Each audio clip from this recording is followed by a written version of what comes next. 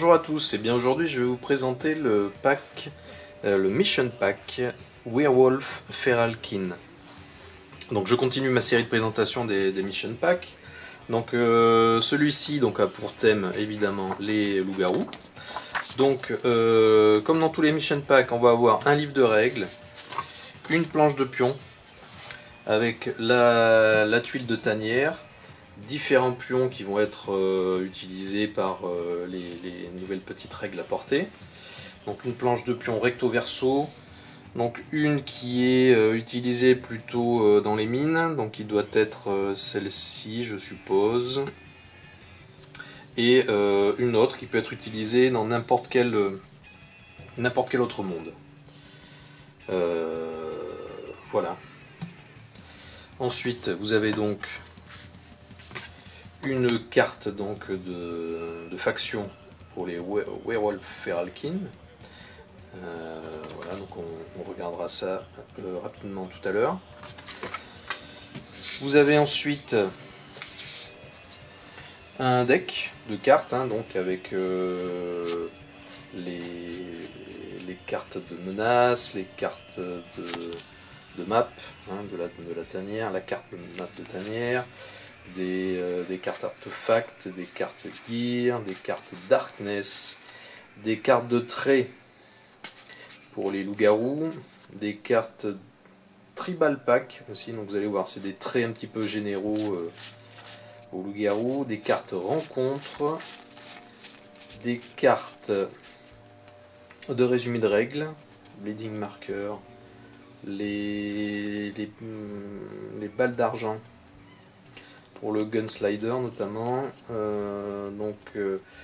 une règle qui sera la malédiction des loups-garous, une carte qui détaille un boss, un type de boss, ensuite un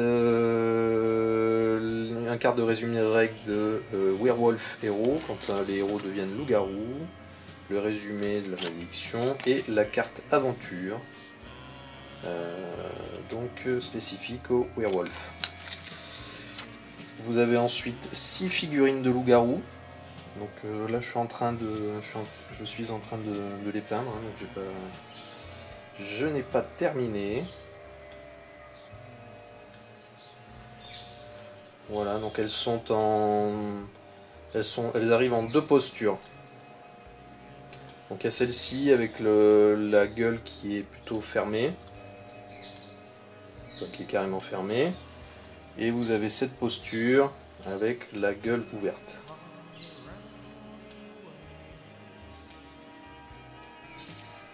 Voilà. Hop.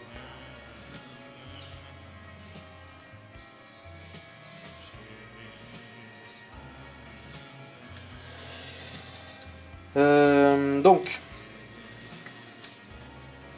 livret de règles. Donc, on se présente pour tous de la même manière. Donc, une présentation du matériel, l'explication des différents nouveaux pions, les règles d'aventure, comment utiliser ce pack dans une mission. Ensuite, les petites règles sur le Werewolf Feral Kin, mais je vais utiliser les cartes de résumé pour expliquer, ce sera plus simple. Voilà, les balles d'argent, la malédiction et les nouvelles missions. Donc il y a 4 missions. First Blood, Full Moon. Donc a priori celle-ci il va falloir tenir toute une nuit, donc une nuit de pleine lune. Donc en gros quand le pion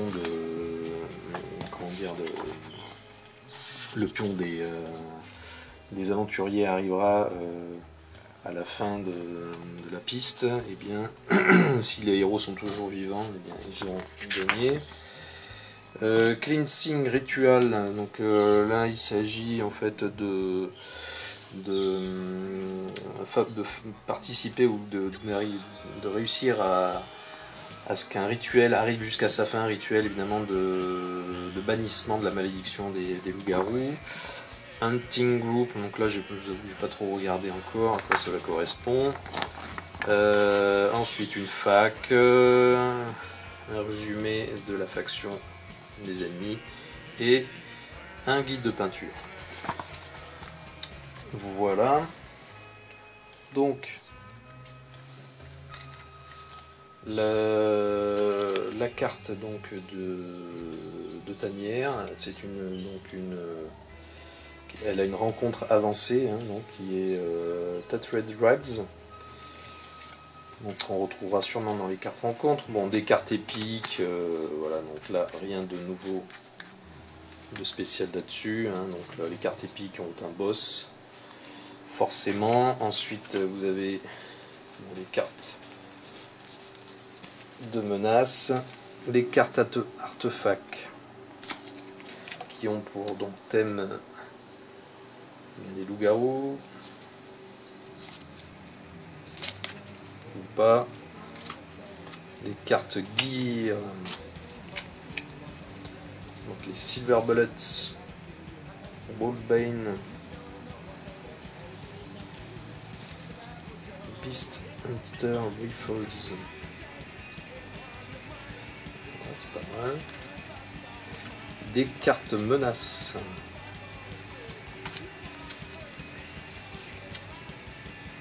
Voilà, toujours dans le thème des loups-garous. Donc on mélange au deck principal. Les cartes de trait, donc quand on va rencontrer des loups-garous, on tirera une carte qui va leur donner une personnalisation. Voilà.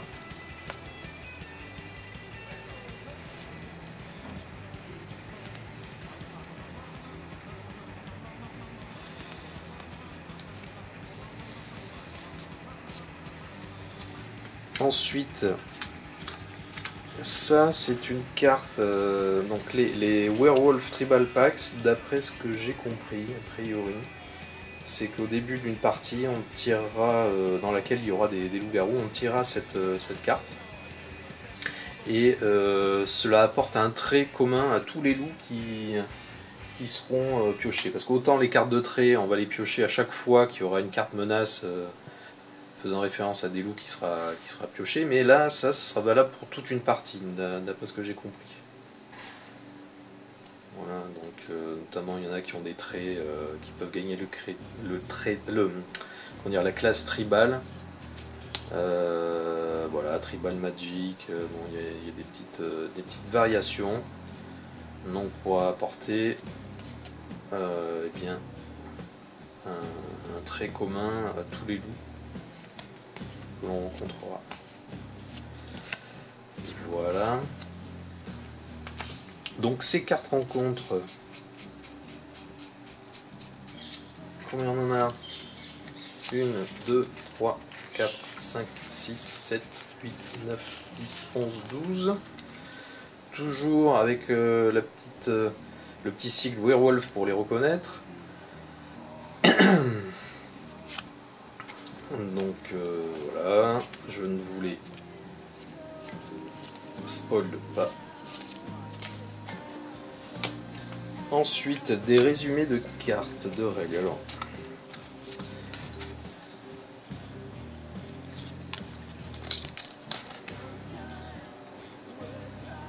donc ça c'est la carte du boss. Donc voilà, il aura le double de points de vie, plus dans défense, etc. Tous, Savage Creator. Voilà. Alors ensuite, qu'est-ce qu'on a? Curse of the Werewolf. Donc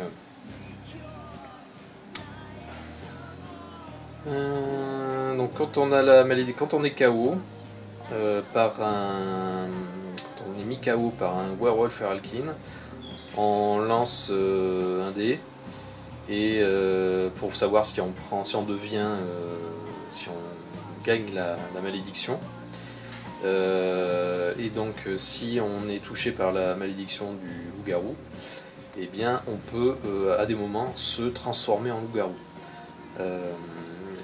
Et donc on peut enlever cette malédiction par des événements en ville ou des objets ou en jouant. donc ce fameux scénario The Cleansing Ritual Mission.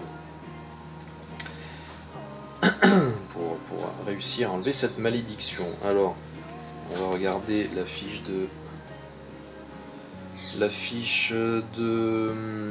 faction. Alors, Fear, Furious Attack, Slashing Claws, ok, Werewolf Curse. Donc voilà, donc un héros qui devient KO par un Werewolf Feralkin doit lancer un Dacifa sur 1 ou 2. Le héros gagne donc la malédiction du loup-garou. Donc voilà, ils se déplacent vite, ils ont une très forte initiative, ils n'ont pas de défense, ils ont pas mal de points de vie. Voilà, bon, je vous détaille pas ensuite les traits qui se rajoutent avec l'expérience. Alors, ensuite, donc Curse of the Werewolf. Donc, en fait, ce qui se passe, c'est que quand on a cette malédiction, eh bien, à chaque fois qu'on fera un double lors de Hold Back the Darkness, on doit lancer 2d6 to hold back the darkness within. Donc, si vous lancez moins que le nombre sur qui correspond au pion comment dire, des héros, des aventuriers, sur la Death Track, eh bien le héros va se transformer en loup-garou. Donc s'il y a 2 ennemis sur le bateau, on peut dépenser 2 grit au début d'un tour pour volontairement se transformer en loup-garou. Donc tant qu'on a Curse of the Werewolf, la malédiction, à chaque fois que on lancera un dé pour une mutation, à la place on perd D3 Sanity de manière permanente. Et on peut avoir qu'une Transformation Curse à la fois. Voilà, donc, et si on devait en avoir une nouvelle, à la place on prend 3 touches de corruption. Voilà, et ensuite quand un héros devient un loup-garou, quand il est sous la forme loup-garou, et alors il gagne des traits, donc Rampaging, donc la défense devient 5+, et on ne peut pas utiliser d'objets ou d'objets du sac à dos. Altered Form, donc la base de points de vie est doublée. On a plus 3 en initiative, plus 2 en combat, plus 2 en dommage pour les touches de combat, donc au corps à corps. Et on gagne le trait Beast. Savage Rage, donc au début de chaque tour, tous les autres héros qui sont adjacents à vous vont prendre des blessures. Donc une touche qui peut faire D6 plus de dommages. Ensuite Calming Down, donc au moment quand on reprend son souffle, Catch Your Brace, on peut essayer de revenir à l'état normal. You may revert back to a normal hero, not you will... Alors ça c'est quoi? You may revert back to a normal hero, not you will be KO if you... Bon, ça je sais pas trop. Whenever you catch your brace, you may revert back to a normal hero. Bon, c'est peut-être expliqué dans le livret de règles. On verra tout à l'heure. Donc la carte... alors, je vais terminer par la carte aventure. Donc Bleeding Marker, donc ça ce sont des nouveaux états. Donc une figurine qui a... elle a moins 3 points de vie pour chaque pion Bleeding qu'elle a.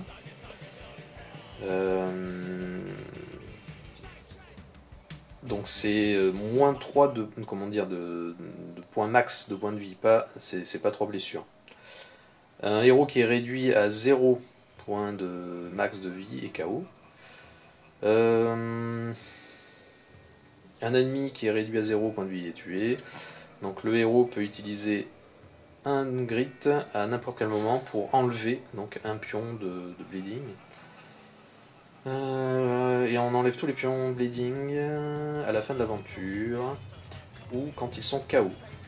Les morts-vivants sont immunisés contre les bleeding markers. Ensuite Gunslider, donc Silver Bullet Shots, donc voilà, donc là ce sont des balles d'argent qui vont donner, donc qui vont ignorer la défense. Double les dommages si c'est un beast, et elle triple les dommages si c'est un werewolf. Si un Gunslider a au moins une ability de The Way of Gun Upgrade Pass, donc ça, ouais, ça faudra regarder. Donc il pourra démarrer chaque aventure avec deux Silver Bullet Shots. Ok.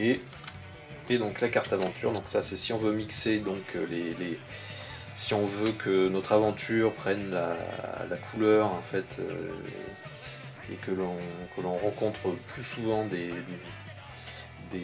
loups-garous. Ouais, donc si on veut dans n'importe quelle mission rencontrer plus souvent des loups-garous, on utilise ces cartes aventure. Et donc, bon, bah, comme pour le précédent pack, quand on fera une rencontre, eh bien, on lance un D6 sur 1, 2, 3. On doit également piocher une carte Werewolf Encounter. Et ensuite, au début, donc Common Enemies, ouais, donc c'est ce que je disais tout à l'heure, au début de chaque aventure, on pioche un Werewolf Tribal Pack pour les appliquer à tous les loups-garous. Et quand on devra piocher une carte de menace, on lance un D6 et sur 1, 2, 3 à la place, les héros sont attaqués par des Feralkin, donc un ou deux héros, un Werewolf Feralkin, 3, 4, 3, 5, 6, P. Et donc le Werewolf Traits, donc quand on rencontre des loups-garous, on lance également un D6 sur 1, 2, 3, on pioche également une carte de trait de loup-garou. Voilà. Bon, j'ai fait à peu près le tour, il y avait juste ce point que je voulais voir, c'était quoi, si Calming Down, je mets Revamp Back. Ah oui, bon, en fait c'est gratuit, donc on peut tout simplement on peut revenir à l'état normal au moment où on reprend son souffle à la fin d'un combat. Voilà, écoutez, je crois que j'ai fait le tour. Et donc voilà, je m'arrête ici pour ce pack. Je vous dis à très bientôt pour un nouveau Mission Pack. A bientôt.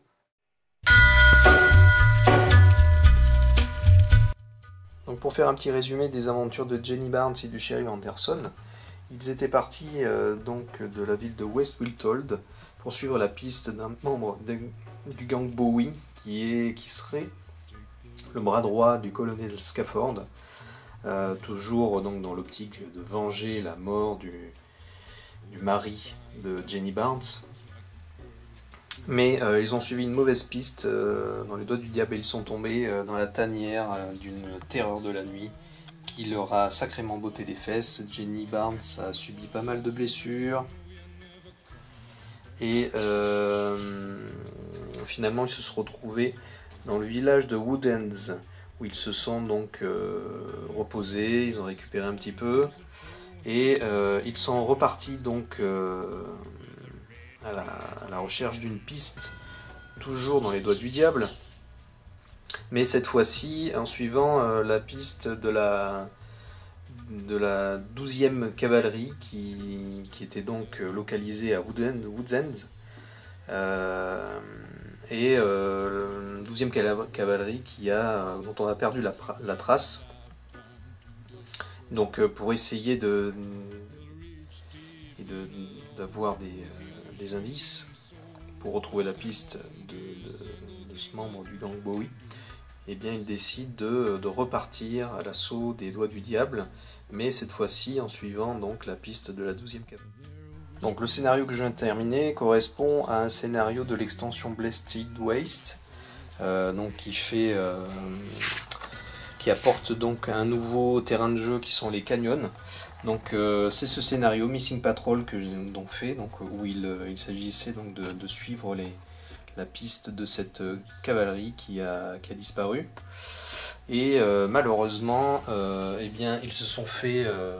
alors, je vous fais rapidement, mais en gros, ils sont partis dans le canyon, ils sont rentrés dans une mine, ils sont ressortis d'une mine pour se retrouver donc, dans ces canyons.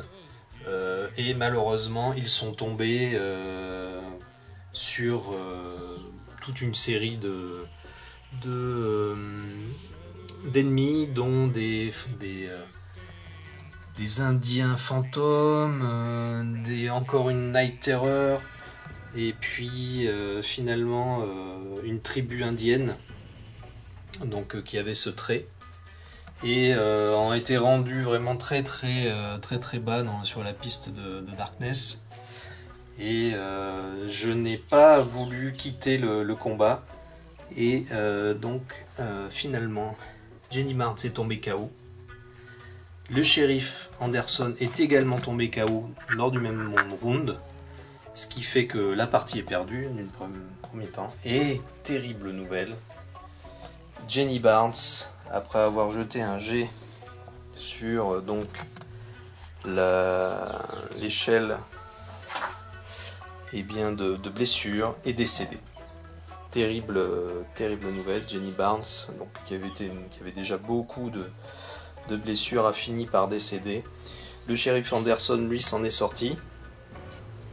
Et donc ils vont se retrouver encore une fois, enfin le shérif va se retrouver à Woodends, et eh bien je vous dis à plus tard donc pour continuer la suite des aventures. Je ne sais pas ce que va devenir Jenny Barnes, elle peut être ressuscitée dans le futur, c'est terrible, mais en tout cas la vengeance du shérif Barnes sera, Anderson sera terrible. Out of nowhere, but he ain't what he seems. You'll see him in your head on the TV.